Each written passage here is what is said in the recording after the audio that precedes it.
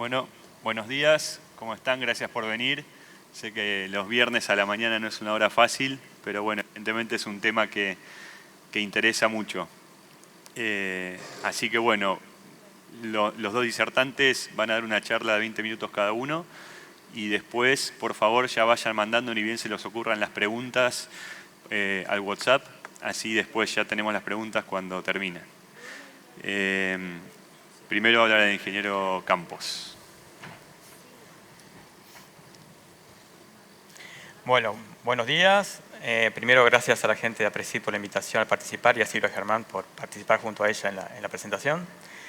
Yo voy a hacer una pequeña introducción un poco de Roya, Silvia va a complementar con otra información. La idea es que tengan una idea básicamente de la enfermedad que ha pasado en los últimos años y por qué ha pasado a ser principalmente una de las principales enfermedades de trigo. Esto es lo que...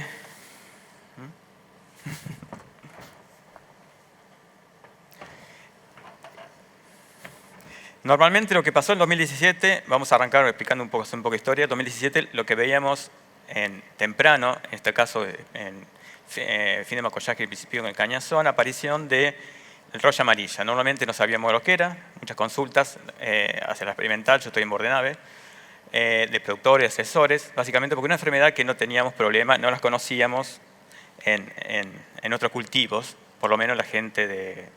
Básicamente porque la última epidemia había sido hace muchos años y no había aparecido a nivel de lotes. Normalmente la veíamos, solíamos verla en algunos ensayos de campos experimentales donde la variabilidad de germoplasma es mucho más diversa.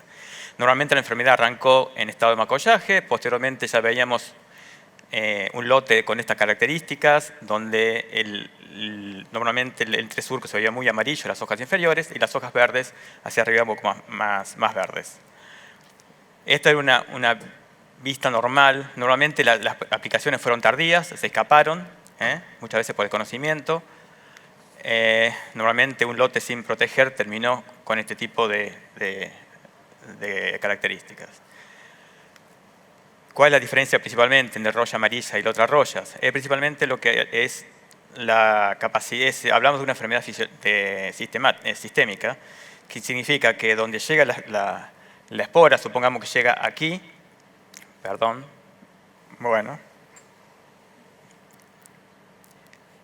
cuando llega en una punta, ingresa la espora, corre por toda la nervadura produciendo gran cantidad de esporas.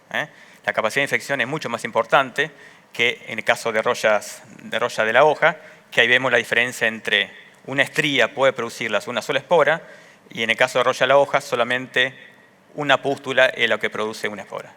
La capacidad de infección o afectar una superficie de cultivo es mucho más importante. Silvia va también a hablar un poco al respecto. Para entenderlo, arrancamos desde el triángulo de la enfermedad. El triángulo de la enfermedad implica que para que se produzca una enfermedad tenemos que tener un patógeno, un cultivo susceptible y condiciones climáticas favorables. Cuando se dan todas esas condiciones tenemos una enfermedad. Vamos a usar como base eso para explicar qué ha pasado en los últimos años. Nosotros en Argentina, Silvia también en Uruguay, lo vamos a ver después, hacemos monitoreo de la zona triguera o gran parte de la zona triguera, tomando muestras de royas en campos experimentales y en lotes productores. Nos bajamos cada 25 kilómetros, 30 kilómetros o en campos experimentales. Y tomamos datos de severidad. Verde significa que no hay nada, hasta el rojo, que es una severidad de más 40%, o sea, gran parte de la hoja afectada. Vemos que en el 2012 no teníamos nada, en el 2013 pasaba exactamente lo mismo, por ahí un punto amarillito, un campo experimental. 2014 no apareció nada. 2015 ya veíamos algunos puntos rojos que en algunos casos eran campos experimentales, donde había gran cantidad de germoplasma y que había posibilidad de que aparezca. En 2016 ya veíamos mucho más complicado. Fue el año donde se empezó a hacer aplicaciones sobre algarrobo principalmente, que es un material susceptible. Y el 2017 fue la gran epidemia, que todos recordarán que fue muy importante. Silvia comentará que después en Uruguay fue más en el 2018, igual que Chile, pero nosotros la gran visita fue en el 2017. Y en el 2018 también arrancó un poco más tarde, pero tuvimos bastante roya amarilla. Ya con la experiencia de 2017 el manejo fue mucho mejor, se aplicó muchas veces a tiempo y al aparecer más tarde con tal vez una aplicación en materiales susceptibles podíamos llegar a controlarla. El mapa que trabaja también Silvia Germán en Uruguay, donde se ve también el monitoreo que se realiza en Uruguay, en la zona triguera, donde vemos también que a partir del 17 empezó a incrementarse, pero el año fuerte para Uruguay es 2018, que Silvia lo va a explicar después. ¿Qué pasó? Normalmente, ¿por qué no teníamos a razas? Normalmente en Argentina no trabajamos con la caracterización de razas de roya amarilla. ¿Por qué? Porque no era un problema. En Bordenaves tenemos el laboratorio de roya que trabajamos en caracterización de razas de roya a la hoja y roya al tallo, pero no roya amarilla porque no era un problema, como repito. En este caso mandamos muestras a laboratorios de Dinamarca en Europa, donde hacían la caracterización para ayudarnos a identificar el tipo de razas. En el 2010 aparecieron en algunos lugares, como Entre Ríos también, y se identificó que eran razas de baja virulencia, o sea, no eran razas que tuviéramos problemas. Y lo veíamos porque los lotes solamente aparecían en campos experimentales, pero no en los lotes. En el 2015 ya matamos muestras y vimos que ya aparecían razas, aparte de las de baja virulencia, razas tipo Warrior, que vamos a explicar qué son. Razas mucho más, con un espectro de virulencia mucho más amplio y mucho más agresivas, que es un tema que va a profundizar Silvia. Participando en un proyecto acá desde Argentina, mandamos muestras a Inglaterra y ellos clasifican en 4 grupos genéticos a las razas y ellos consideran que el clúster 1 y el 3 fueron razas que tuvieron un impacto similar al que nos pasó a nosotros, pero en Europa en el año 2011. Uno de esos grupos, el grupo 3, llamaron tipo Warrior porque afectó a un cultivar llamado Warrior. Y el grupo 1 también. Pero eran razas que venían fuera de Europa y provocó un efecto muy similar al nuestro. Esto es la identificación de las razas, donde se confirma ya en el 2016 que teníamos esos 2 grupos de razas de mucho espectro de virulencia y agresividad en nuestros campos. Que la gran parte era el problema que teníamos de la aparición de la roya. Explica gran parte de eso. Teníamos que el 62% era del grupo 3 y el 38% de la muestra el tipo Warrior. Las 2 son muy agresivas, tal vez la más agresiva era tipo Warrior. Ya cuando tuvimos esos resultados, con INTA sacamos un aviso de identificación de esas aves exóticas, primera cita, y que explicaba lo que estaba pasando ya en el 2017. En Chile, dentro del mismo proyecto, ya habían identificado el grupo 3, recuerden, era el grupo 1 y el grupo 3, ya presente en Chile en el año 2014, pero no a nivel de productores o lotes o importantes, sino ellos, el 2018 fue el año importante. Por otro lado, Marcelo Carmona y Job Moller, que es director del Instituto de Dinamarca, se enviaron muestras con algunos colaboradores que pueden estar presentes y confirmaron, ellos usan otra denominación, pero encontraban los PCT7, que es una clasificación que usan ellos, que es la tipo Warrior, y la 13-14, que son otros grupos, que coinciden con espectro de virulencia y avirulencia con la que nosotros identificamos años anteriores. Dentro del proyecto con Inglaterra, habíamos encontrado en 2017 también confirmamos lo que habíamos visto. Y ya en 2017, con las muestras de 2017, empezamos a trabajar en Argentina, ya que es un problema que tenemos, que se va a profundizar y por lo tanto hay que empezar a trabajar. Ya conseguimos las diferenciales. La primera, la Silvia Germán nos facilitó, que ella las tenía, y empezamos a caracterizar razas y en este caso, cuáles son los genes efectivos. Es muy importante saber a nivel de mejoramiento cuáles son los genes efectivos. Las royas, ustedes sabrán que hay 2 formas de manejarlas, principalmente. Es resistencia genética o control químico. Pero primero es resistencia genética, saber cómo se comporta un material, y la segunda etapa es control químico. Hay solamente lo que es de franja verde son los genes que son resistentes a todas las razas, y esto es lo que hasta ahora son fuentes de resistencia muy valiosas. En 2018, el mismo Marcelo Carmona de la UBA se envió muestras también confirmando la presencia de la misma raza que en el 2017. Nosotros en el 2018 ya hicimos el mismo trabajo en 2017, caracterizamos que son las mismas razas, no hubo cambios en gran importancia, pero sí todavía unos cambios de distribución en diferentes ambientes. Había ambientes donde teníamos algunas razas, y las más virulentas, y en otros casos teníamos las de más baja virulencia. Ustedes lo van a ver, según de dónde es cada uno, va a poder interpretar un poco eso. Ya hablamos, arrancando el triángulo de la enfermedad, hablamos un poco de lo que es el tema del patógeno. Ahora vamos a enfocar un poco lo que es las condiciones climáticas requeridas para desarrollar una enfermedad. Las temperaturas que requiere roya amarilla son más bajas que roya de la hoja, roya del tallo.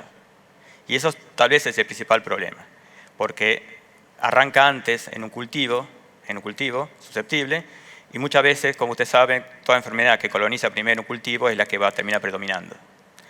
Temperatura óptima de 8 a 13 grados, o sea, una temperatura nocturna, a su vez tiene un amplio rango, que lo vamos a ver más adelante, y un mojado de hoja 6 horas. 6 horas es un rocío, con poco nivel de mojado alcanza para que se produzcan infecciones nocturnas. Es policíclica y con un ciclo de infección de aproximadamente 11, 12 días, depende de la temperatura, depende. Silvia también va a profundizar un poco ese tema. Esto para que vean un poco la plasticidad. Nosotros usamos el protocolo 8 grados para nocturno para producir la infección. Estas son inoculaciones artificiales. Vemos que 8 grados es el óptimo, muy buena infección. Empezamos a bajar las temperaturas para ver cómo reaccionaban. A 7 grados perfecto, 6 grados también, 5 también, 3 aflojó un poco, pero teníamos. 2 grados teníamos algo de infección. O sea, la plasticidad es muy baja para temperaturas inferiores a las óptimas. Y si vamos para arriba, 9 grados, vemos coincide 10, 12, vemos que las infecciones son muy buenas, 15, 18, 19, y ahí ya estamos solapando las temperaturas óptimas de roya amarilla con la roya de la hoja. O sea, por eso ustedes habrán visto, si no trataron un lote en el 17-18, que vean que si no lo trataban, seguía hasta que terminaba el ciclo, no paraba nunca. Básicamente porque tiene una plasticidad muy importante. Silvia también va a profundizar un poco en el tema ese. Seguimos 20, 21, 22, 23, a los 24 aflojó un poco. Estos son datos de Bordenave que lo podemos extrapolar a cualquier otro lugar. Vemos que tenemos casi en verde son los días a partir de agosto, donde se dan las condiciones óptimas para que la noche, si tenemos humedad, se produzcan infecciones. Y siempre y cuando tengamos inóculo. Tuvimos 87 días en el 2017 y en el 2018 107 días. Tal vez en el 2017 tuvimos más humedad y las condiciones, inóculo inicial, que es lo importante. Cuando antes arranca la enfermedad, el daño que puede llegar a producir es mayor. Como conclusiones, tenemos plasticidad para producir infecciones a altas y bajas temperaturas, apartándose de la temperatura óptima. Hay un solapamiento de temperaturas óptimas para otras royas como roya de la hoja. Y otra característica que hace de la salida del invierno en primeras templadas son muy favorables para la enfermedad. O sea, tenemos un periodo muy amplio con condiciones favorables. Eso también vamos a hablar, Silvia lo va a mencionar. Y los hospedantes. Ustedes sabrán que las royas para estos obligatorios, o sea, necesitan estar sobre hospedantes vivos, no viven en el rastrojo. Por lo tanto, necesita hacer puente verde entre un cultivo y otro. El inóculo que va a arrancar la próxima infección, el otro ciclo de cultivo, necesita estar en hospedantes vivos. Hospedantes que son también de roya de amarilla es el triticale. Ya tenemos triticales en el sudoeste con roya. Centenos, que normalmente sabrán, se puede utilizar como verdeo, como cultivo servicio, son susceptibles a roya amarilla, colaboran en hacer el puente verde, y los candiales en menor medida. Y el trigo guacho, que es muy importante. Silvia también habla un poco de eso. O sea, tenemos una gama de hospedantes que pueden hacer el puente verde entre un cultivo y otro. De toda la recorrida evaluamos gran cantidad de toda la red de trigo. Normalmente tenemos datos desde Paraná hasta el sudoeste de Buenos Aires, con diferentes ambientes, y esto nos permite caracterizar muy bien a los materiales de todos los criaderos. Y esto es muy importante porque recordemos que la enfermedad, que es la primera herramienta para manejarla, es conocer la resistencia genética, y si sembramos resistente tenemos gran posibilidad de manejarla mucho más fácil que un material susceptible. Seguimos. Esto es gran información, que no hay idea que lo miren, sino que sepan que está esa información y que nos permite después dar algunos consejos. Teniendo todo el nivel de razas, a nivel de identificación de raza, nos permite evaluar diferentes cultivos. Los que están en verde son materiales de muy buena resistencia, que se han manifestado muy bien. Y hay otros intermedios que dependen mucho de la presencia o no de una raza. Las esporas royas se mueven a grandes distancias, Por lo tanto, una época puede estar en un lugar, en otro ciclo en otras. Es muy variable, no es predecible muy fácilmente. Si miramos lo que pasó en el 2018, vemos que las razas, ya identificado todo el muestreo de razas que hicimos en las recorridas, vemos que en el sudeste tuvieron la raza, ese tipo que digo, tipo Warrior o tipo EPCT7, que es la de más espectro de virulencia y más agresiva. Estuvo presente en ese ambiente, por lo tanto, materiales que en el resto del área estaban bien, en ese lugar se comportaron muy susceptibles. Y principalmente, confirmado al analizar las razas y las muestras que teníamos de esos ambientes, era la presencia de esa raza. Ustedes, si son de esa área, habrán visto que la infección fue mucho más complicada que en otros ambientes. Después hubo una zona media intermedia que estaban algunas razas, estaba esta raza, pero no tan difundida, y en todo el resto del país estuvieron las razas de más baja virulencia, que no significa que no sean complicadas, pero son las que afectan a los materiales más susceptibles, tipo ceibo, algarrobo, muy difundidos, lo afectó. De las razas más complicadas era la menos, digamos. Pero el gran problema estuvo en el sudeste de la provincia de Buenos Aires. Y si vemos cómo influye una roya sobre la otra, cómo cambia el arrancar temprano una enfermedad, es muy importante. Y esto lo vimos cuando las condiciones requiere roya amarilla, temperaturas más frías, más condiciones más parecidas a lo que es el sur de la provincia de Buenos Aires, vemos que tuvimos una línea que nos marcó la presencia, que era roya amarilla que teníamos abajo, y a partir de esa altura empezó a aparecer roya a la hoja. Esto es roya a la hoja. Porque tenemos temperaturas un poco más altas y eso favoreció mucho a la presencia de roya a la hoja en el año 2017. En el 2018 solamente tuvimos de roya a la hoja algunos puntos, fue un año de baja infecciones de roya a la hoja. Y esto es, en definitiva, de todo lo que vemos, un cuadro general de algunos materiales que participaron en la red y que nos tiene que servir como guía. Recuerde que en roya a la hoja puede haber cambios raciales. Actualmente van a haber algunos cambios en roya a la hoja, que han aparecido alguna raza más virulenta, sobre todo materiales ligados a nogal. Pero esto es básico cuando hablamos de una enfermedad que necesita, la primera herramienta es manejar extensión genética, saber cómo se comporta y ver qué podemos llegar a sembrar. Determinar esto nos da unas herramientas básicas para poder manejar la enfermedad, monitorear, apuntar tal vez apuntar un poco más la estrategia o la logística hacia una enfermedad que puede aparecer un poco más tarde, intensificar o no el muestreo, pero el monitoreo. Pero es muy importante tener como un cuadro, normalmente todos los años lo hacemos, vamos a tratar de colgarlo en la página de INTA todos los años para que sirva de guía básicamente para el manejo de las 3 royas que tenemos en trigo.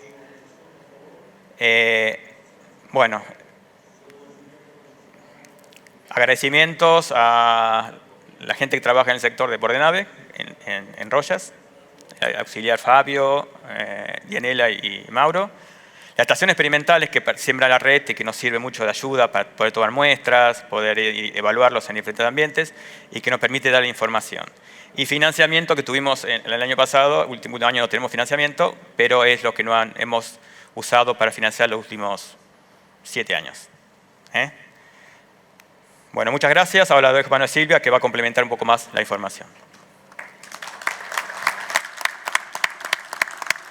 Bueno, muchas gracias, Pablo. Ahora, Silvia, por favor, tu turno. El aparatito.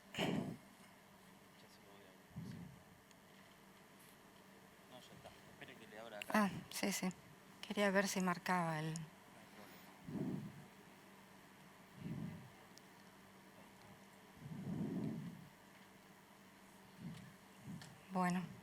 Bueno, buenos días. Primero que nada, agradecer a Presid por la invitación a presentar algunas ideas y alguna información aquí. Y también comentarles que hace muchos años que colaboramos con la gente que trabaja en royas en Argentina.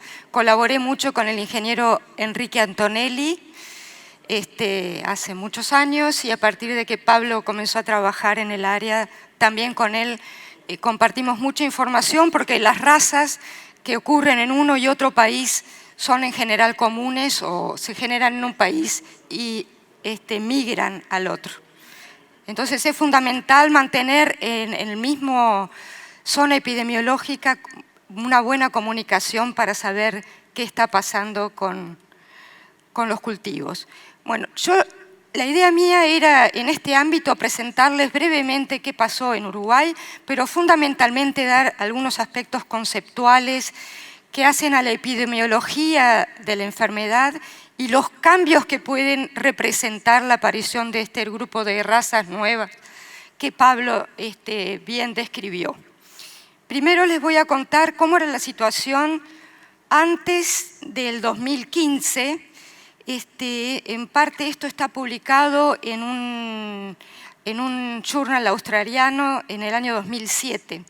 Nosotros ahí comentábamos, si ustedes ven acá, esta es la zona epidemiológica del oeste de los Andes. Las zonas epidemiológicas para las rollas son las zonas donde el inóculo puede migrar sin barreras geográficas que impidan esta dispersión.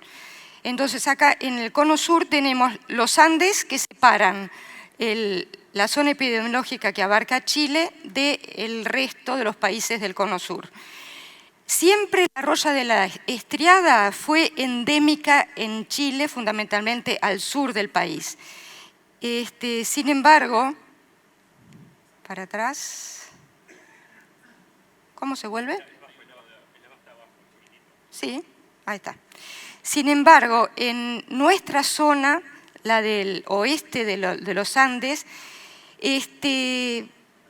tenemos registros. La primera vez que se registró la roya estriada fue en el año 29 y ocurrió ese año una epidemia muy importante que fue desde Chile hasta el sur de Brasil. Se repitió el año siguiente, pero a partir de ahí las epidemias fueron muy esporádicas. Por ejemplo, durante mi vida laboral, la peor que presencié fue en el año 98, pero fue muy localizada al sur de Uruguay. Y hasta el año 2015, cuando aparecieron las nuevas razas.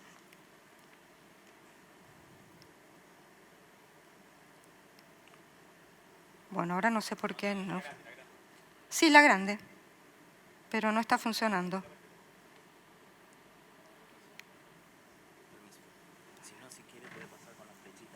Bueno, ¿esta? Bueno, perfecto. Pero la voy a precisar a eso para... Ah, bueno. Muy bien. Entonces, vamos a ver qué empezó un trabajo que fue publicado en el año 2015, el cual indicaba las zonas más favorables para el desarrollo de roya estriada.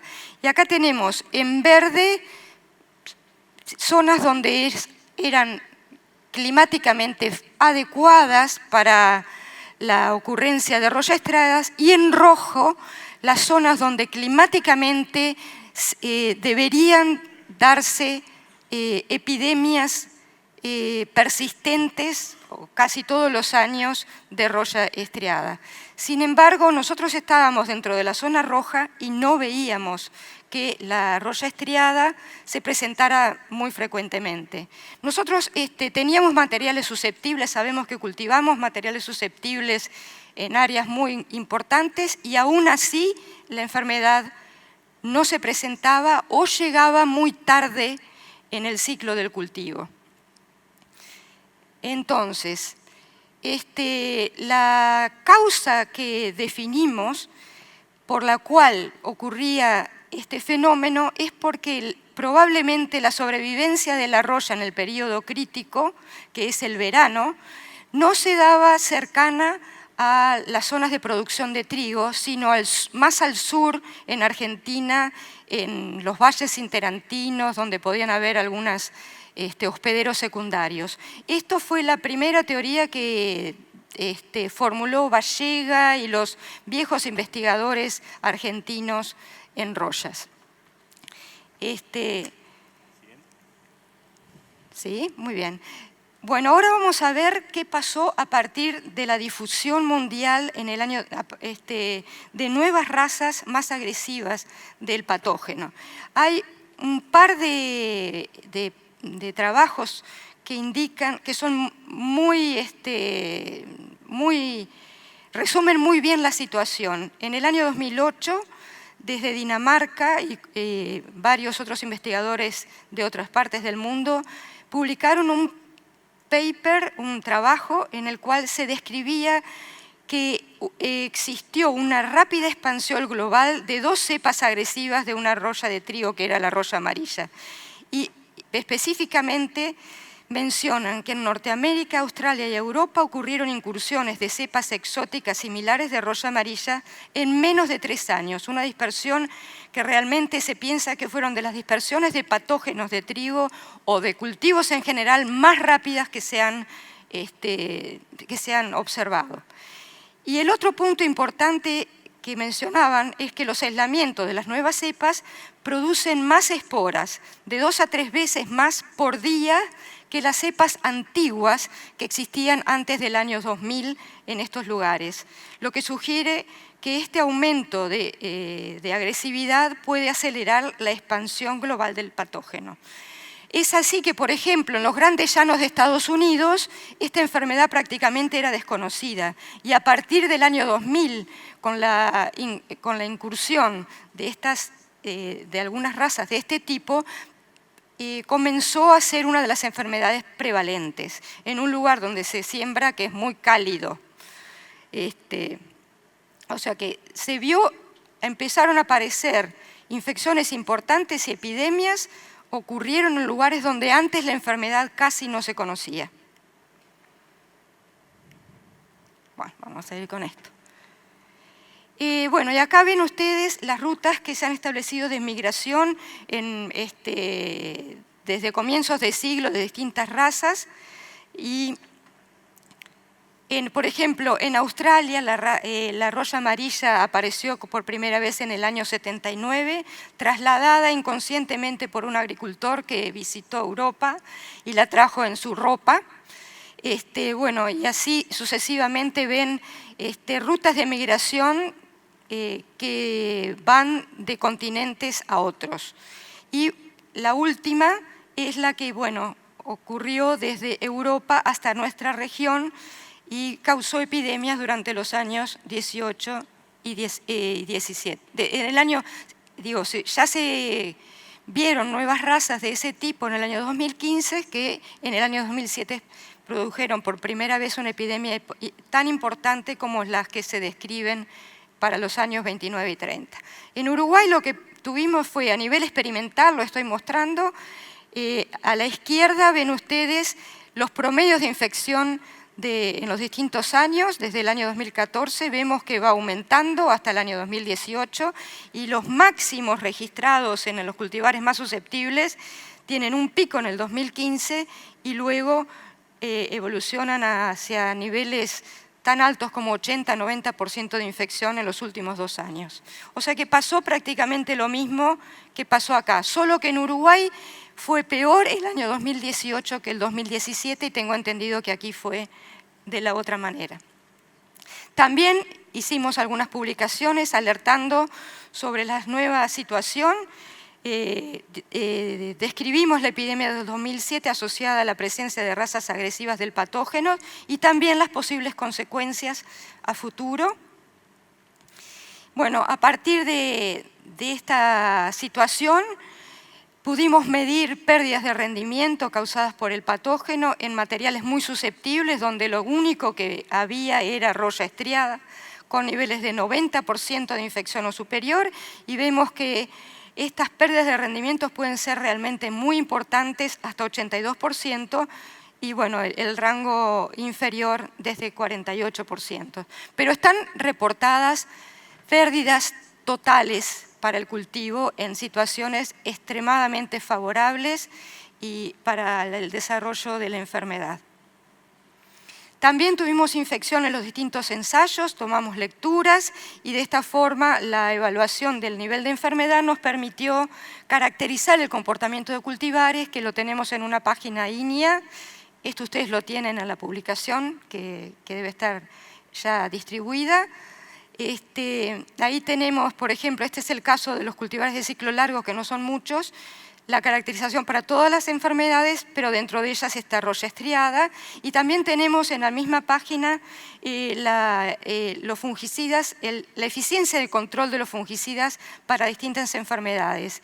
Y nosotros marcamos acá la columna correspondiente a los niveles de infección de roya estriada. Por supuesto que después está otra lista mucho más amplia de cultivares de ciclo intermedio en la página. Y la columna de eficiencia de control para roya de la hoja, porque no tenemos información de control químico de roya amarilla, entonces se recomiendan en Uruguay, la patóloga que trabaja en control químico, que es la doctora Silvia Pereira, recomienda que se utilicen los mismos productos que son eficientes para controlar las royas de la roya de la hoja. Bueno. A ver, aquí está. Entonces ahora vamos a hablar en forma más amplia de los factores que inciden en la epidemiología de la enfermedad. ¿Qué es la epidemiología de la enfermedad? Son todos los factores que determinan cómo se van a desarrollar las epidemias, desde cómo se inician las primeras infecciones hasta cómo es la curva de desarrollo de la enfermedad y la intensidad de las epidemias. Empezamos por el área sembrada con cultivares susceptibles. Sabemos que como es un patógeno biotrófico que solo se multiplica en el huésped primario, que es el trigo, y los huéspedes secundarios, que son los que mencionó Pablo, triticale, pueden haber algunos malezas, ordeums silvestres, etc. Cuanto más área haya de esos materiales susceptibles, más importantes van a ser las epidemias, porque permite al patógeno que se reproduzca más rápidamente, que produzca más cantidad de esporas. En Uruguay, en el año 18, para un 62% del área nacional, tenemos información de que dentro de ese 62%, se repartía un 45% de materiales susceptibles y un 15% de materiales resistentes. O sea que prevalecían en el área de siembra los materiales susceptibles. Esto no es un buen dato. Y luego mostramos como posible escenario futuro los materiales comerciales y precomerciales que se están probando en la red de Evaluación Nacional de Cultivares, que abarcaban 70 materiales, entre materiales comerciales y nuevas líneas en proceso de evaluación, y acá vemos que también la cantidad de materiales susceptibles fue muy importante, marcado con la barra roja. O sea que, bueno, a no ser que esos materiales bajen en proporción o no se liberen, vamos a estar en una situación complicada en el futuro. Otro factor importante es la diferencia en la agresividad de las razas nuevas que se registraron a partir del año 2000. Acá vamos a detenernos un poquito porque estos tratamientos antiguos de Norteamérica y el promedio de Norteamérica y Dinamarca y la raya naranja son las razas nuevas, representadas también por razas nuevas americanas y europeas. Y ustedes ven acá como el periodo de latencia, que es un componente fundamental de las epidemias, baja en las razas nuevas 2 días. Esto es un cambio epidemiológico muy importante. Se producen desde que infecta hasta que se generan las nuevas esporas en 2 días menos en las razas agresivas. Y con temperaturas altas aún hay una ventaja aún mayor de las razas nuevas, que sería de 3 días. En 3 días menos puede producir otro ciclo de infección que las razas viejas. Con respecto a la tasa de crecimiento lineal, hay un 18% de ventaja, superioridad de las razas más agresivas, las razas nuevas, con respecto a la tasa de crecimiento del área de lesión, en temperaturas bajas, 14% de superioridad para las razas agresivas y a bajas temperaturas y 88% de superioridad en altas temperaturas. Con respecto al ancho de lesión, hay una leve ventaja de las razas antiguas a bajas temperaturas, pero un 50% de superioridad para las razas nuevas a altas temperaturas. Y por último, la producción de esporas medida en esporas por milímetro cuadrado de lesión por día, acá hay una diferencia también abismal. 71% más esporas producidas por las razas nuevas frente a las razas viejas en temperaturas bajas y 159% más de producción de esporas en las temperaturas altas, un nivel igual prácticamente o un poco superior a las razas antiguas en temperaturas bajas, tienen de producción de esporas las razas nuevas a altas temperaturas. Estos dos, sobre todo, este componente de periodo latente menor y mayor producción de esporas en realmente estas diferencias sustanciales hacen que la posibilidad de evolución rápida de las epidemias en las razas nuevas sea mucho mayor. Entonces decimos que el menor periodo de latencia, la mayor producción de esporas, la adaptación a las altas temperaturas de las razas nuevas, manteniendo también mayor agresividad a temperaturas favorables para las razas tradicionales antiguas de roya amarilla, tienen un enorme efecto en la epidemiología de la enfermedad, en el desarrollo de las epidemias. Bueno, luego otro factor importantísimo es la sobrevivencia del patógeno durante el verano. Recuerdan que al principio mencioné que en el pasado probablemente las razas antiguas no podían sobrevivir durante el verano en el área del cultivo y cuanto más lejos sobreviven, tarda más tiempo la enfermedad en llegar al cultivo, produce epidemias que se inician más tardíamente, epidemias más leves y menores daños. Pero acá tenemos evidencias.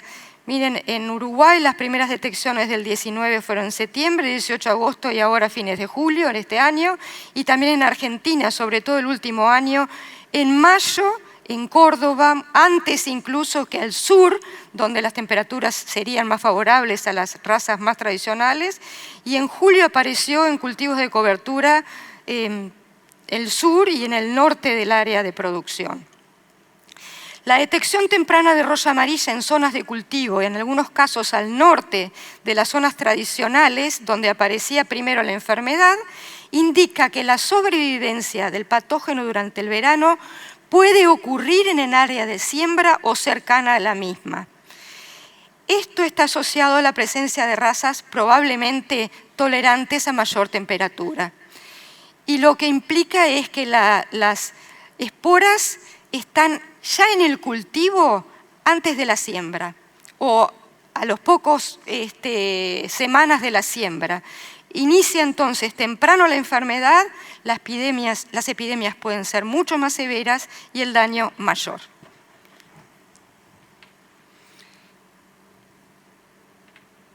Bueno, entonces la conjunción de todos estos factores, la sobrevivencia durante el verano próxima a las áreas del cultivo o en el área del cultivo, el área importante sembrada con cultivares susceptibles o moderadamente susceptibles, las temperaturas invernales que no necesariamente frenan la infección, por supuesto dependiendo del régimen anual de temperatura y de la localidad, porque acá en Argentina tienen un rango muy amplio de latitudes y donde los regímenes térmicos son muy diferentes, pero, por ejemplo, la roya de la hoja normalmente se frena en el invierno y no necesariamente la roya estriada se frena con las temperaturas invernales.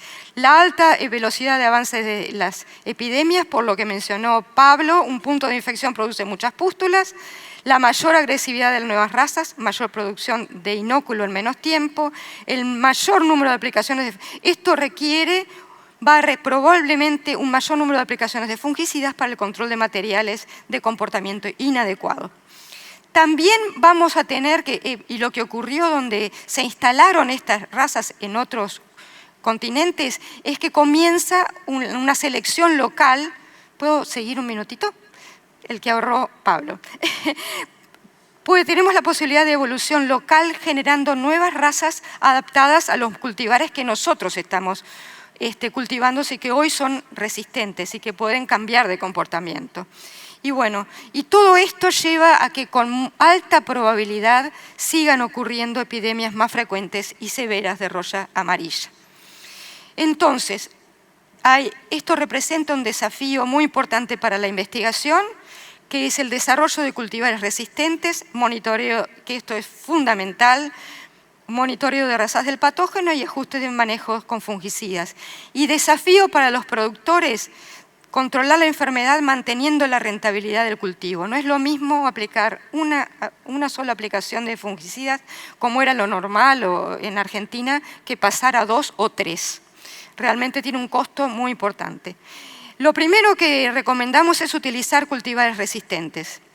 Si se utilizan cultivares con nivel de resistencia intermedio o se constata cambio de comportamiento frente a roya amarilla de cultivares previamente resistentes, se debe utilizar control químico de acuerdo a recomendaciones.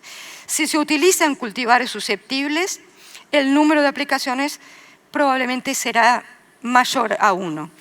Y en algunos casos puede no haber control adecuado. Cuando son cultivares muy susceptibles, las epidemias se desarrollan más rápidos y hay una ventana mucho más chica para llegar a tiempo a controlar.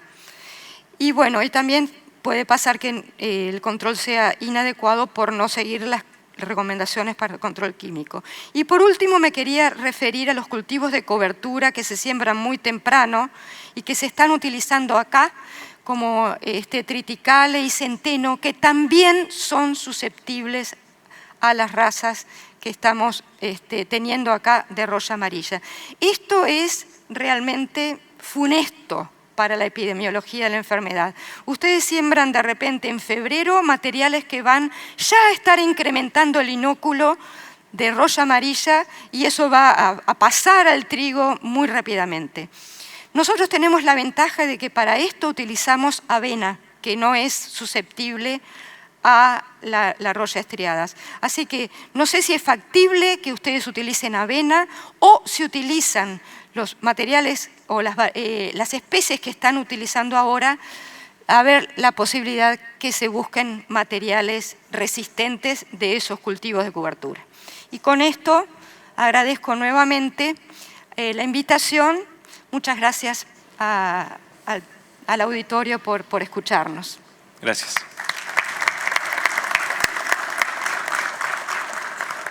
Bueno, gracias por escuchar atentamente. La verdad que un lujo los disertantes que tenemos.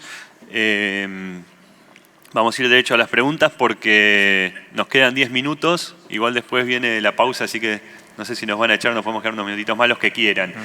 Y si no, afuera capaz que se puede hacer alguna pregunta más. La primera es, al ver las primeras pústulas, ¿hay que aplicar teniendo en cuenta la velocidad de avance de la enfermedad? ¿Son válidas las aplicaciones preventivas? Digamos, la aplicación, cuando vine a mostrar el cuadro, ese cuadro es como una guía para ver qué tipo de material sembramos. Si sabemos que es susceptible y vemos las primeras manchones o rodales, como le podemos llamar, eso es una condición casi definitoria para hacer una aplicación. El comportamiento del material, digamos, que ha tenido en los últimos años y un cuadro como que mostré, te va a dar digamos, cómo vas a manejar la enfermedad. Puede llegar a ser 2 o 3 aplicaciones, pero eso es parte del riesgo de sembrar un material extremadamente susceptible. Es un riesgo que tenemos que conocer de antemano y apuntar todo el tema logístico, tener fungicidas ya disponible y asimismo las aplicaciones, no retardarla demasiado desde el momento de identificación. Perfecto. En materia de los susceptibles es más complicado el control y hay que ser rápido, actuar rápidamente porque es donde evoluciona más rápido la enfermedad. Gracias. Nosotros como Vientosur participamos de APSE, que es una asociación de monitoreadores de Argentina, de empresas de monitoreo, Y lo que sí les puedo decir desde el punto de vista del monitoreo es que la roya amarilla nos cambió la forma de monitorear los lotes de trigo. Antes era como que era bastante pareja la dispersión inicial de las diferentes enfermedades, y la roya amarilla, como acaba de decir Pablo, empieza por manchones. Entonces realmente hay que monitorear mucho mejor los lotes que antes. Sí, lleva más tiempo. Normalmente vos entrabas por una cabecera un lote y ya veías la roya, la hoja, el tallo. En cambio esto a veces estás en una cabecera y tenés manchones de la otra. Se complica mucho más el trabajo del monitoreo, sin duda. Exacto. Esta, bueno, viene relacionada, pero capaz que puede reforzar algún concepto. ¿Qué estrategia de manejo se habría que hacer con fungicidas cuando aparece en 2-3 macollos? Yo lo que quería también aclarar que capaz que no apareció tan claro que este año, en realidad mediados de julio, ya teníamos roya amarilla en Entre Ríos, en Córdoba, en Santa Fe y en Balcarce, en el sudeste de Buenos Aires, hace 10, 12 días ya apareció. Entonces, por eso yo creo que también el interés de la gente es eso. ¿Qué hacemos en macollaje cuando nos aparece la roya amarilla? Perdón, y una que viene también relacionada es ¿cuánto tarda entre que la hoja está enferma y nosotros vemos que está enferma? Un periodo de latencia, sí. Digamos. Periodo de latencia. Sí. Entre que infecta, y son entre 10 12 días. Sí, ese ciclo. Normalmente, lo que pasó en 2017, que fue un caso similar, sobre todo en los trigos, en el sur de la provincia de Buenos Aires, los trigos sembrados, ciclo intermedio, sembrados después de los ciclos largos, sembrados en julio, pasó lo que estaba comentando Agustín. Normalmente los primeros, ya el trigo no había cerrado el surco y ya teníamos todas las hojas con roya amarilla. Sin duda que hay que aplicarlo, porque eso es el inóculo que va a seguir en el lote y dando vuelta, y es necesario aplicación. Pero es un riesgo que lo decidimos en el momento de la siembra, digamos. El año, por ejemplo, el año 2018, la ventaja que fue que tuvimos un periodo, recordarán, tuvimos una seca importante durante el verano, que prácticamente no hubo trigo guachos, los verdeos se sembraron tarde, así que el puente verde como que se hizo en forma muy flaca, y el inóculo inicial, hasta que se entró a multiplicar por los ciclos de infección, llegó un poco más tarde a nivel de lotes. Este año tuvimos un verano en la mayoría de partes de zona triguera bueno, donde hubo posibilidad de que el patógeno se multiplicara bien durante el verano, y eso hace que arranque muy temprano. Tenemos datos de Santiago del Estero, Tucumán. Realmente arrancó el año bastante complicado, y se dan las condiciones estas, de que 3, 4 hojas, 5 hojas ya tenemos infectadas con roya amarilla. La recomendación es aplicar, pero no hay otra opción. Sí, bueno, se está viendo la posibilidad de utilizar curasemillas en estas condiciones para materiales muy susceptibles, porque realmente cuando se aplica con 2, 3 hojas, la mayor parte del producto va al suelo. Entonces, ellos tienen, ustedes tienen más información que nosotros en realidad. Algunas curasemillas, no vamos a hacer publicidad, pero en base a carboxamidas, que se ha observado una residualidad bastante amplia. Este año marcó mucha diferencia, porque al aparecer temprano, la residualidad que aporta de 45 o más días realmente colaboró para una infección temprana, como pasó este año. Muchas veces, como en el 2018, tal vez no aportaba tanto, porque las infecciones fueron más tardías, pero con infecciones en el estado muy temprano, en 2, 3 hojas, 5 hojas, 6 hojas, curasemillas tipo carboxamidas, que ustedes sabrán cuál es, funciona muy bien para evitar tener que hacer una aplicación en estas condiciones. Perfecto. La otra tiene un poco que ver con eso, porque lo que pregunta es ¿cuál sería la residualidad? O sea, sería un poco, hablando de los 3 modos de acción, ¿no es cierto? Sí. Triazoles, carboxamidas y estrovirulinas. 2 cuestiones. A ver si ven diferencia, siempre hablando de dosis de marbete, por supuesto.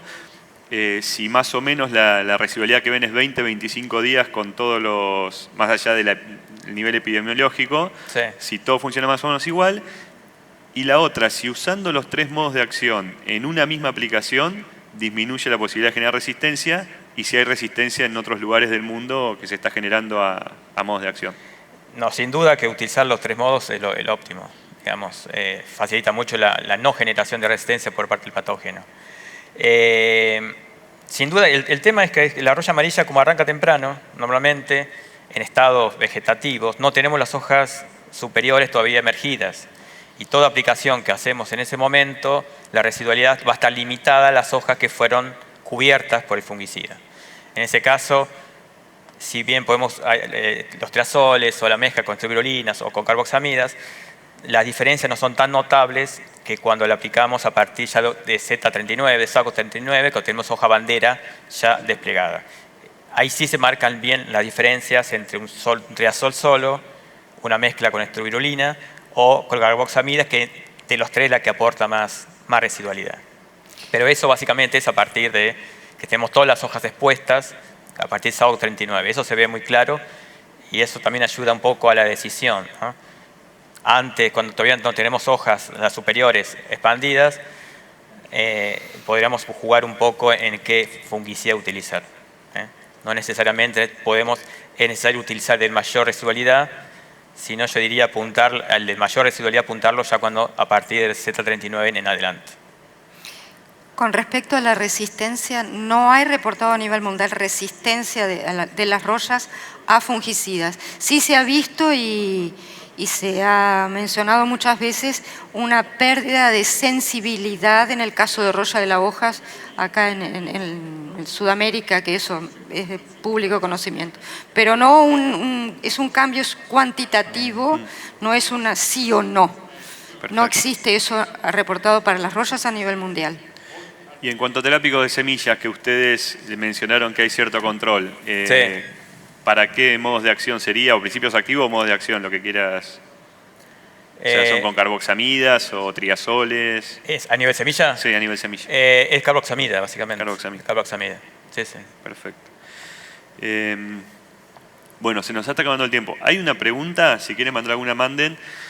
Hay una pregunta que es más holística, que yo le pido a la persona que la hizo, porque no nos va a dar el tiempo, que después afuera, cuando terminemos ahora, venga, porque la pregunta es: ¿qué lugar le dan en este contexto al desarrollo de la ciencia y tecnología en el país? Creo que es una pregunta súper interesante, pero la vamos a dejar para verla afuera. Yo lo único que también quería hablar un poquito es que es muy interesante el tema que mencionó Silvia, los cultivos de servicio. La verdad que estamos enloquecidos con los cultivos de servicio y tenemos que mirar todos los aspectos, porque se está haciendo triticale y centeno en todos lados. Cada especie tiene sus pros y sus contras y bueno, creo que esto hay que empezar a tenerlo en cuenta.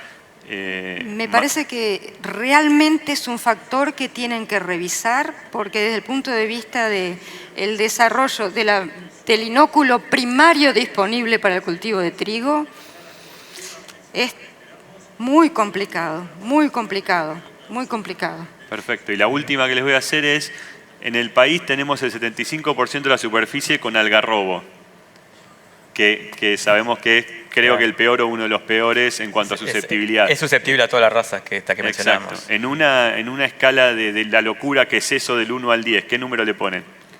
9. 9,90. Ya les dije, para los patógenos biotróficos, cuando más área susceptible, y ahí pongo los cultivos de servicio, las variedades, cuando más área, más rápido se desarrollan las epidemias por un tema de multiplicación de inóculo, ¿no? Perfecto. Si tenemos un material resistente al lado de un susceptible, solo el susceptible va a multiplicar inóculo.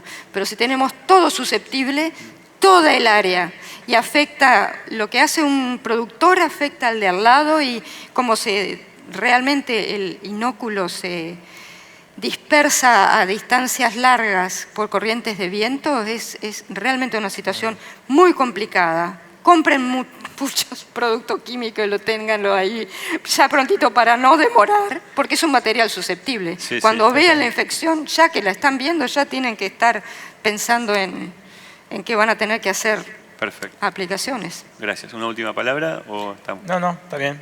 Más o menos, digamos, ya lo dije como 3 veces, sí. Pero sepan lo que están sembrando para plantear la estrategia de manejo de la enfermedad, que básicamente es no sorprenderse con qué es susceptible cuando aparece la enfermedad, sino saberlo de antemano. Eso ayuda mucho a manejarla bien, llegar bien en las aplicaciones y que no nos sorprenda como el 17. Bueno, creo que es un honor haberlos tenido a especialistas tan grandes en la temática como esto, como Silvia y Pablo. Y bueno, y la base que ellos están diciendo se está demostrando en la práctica. Este año estamos recibiendo la roya amarilla 30 días antes que los años anteriores. Y bueno, por eso la desesperación de la gente, el que no la tiene todavía, vaya a los lotes porque le va a empezar a agarrar, porque es impresionante el ataque de roya amarilla que tenemos este año. Así que muchas gracias a Pablo y a Silvia y muchas gracias a ustedes por venir.